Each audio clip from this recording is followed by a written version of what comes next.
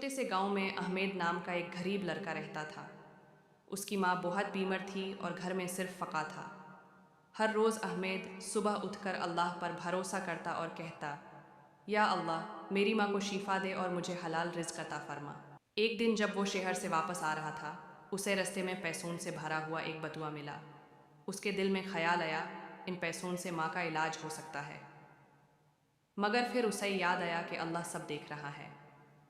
اس نے بٹوا اٹھایا اور سیدھا مسجد چلا گیا۔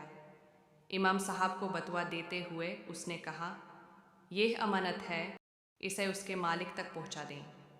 کچھ دن بعد ایک امیر آدمی مسجد آیا۔ وہ اپنا کھویا ہوا بٹوا ڈھونڈ رہا تھا۔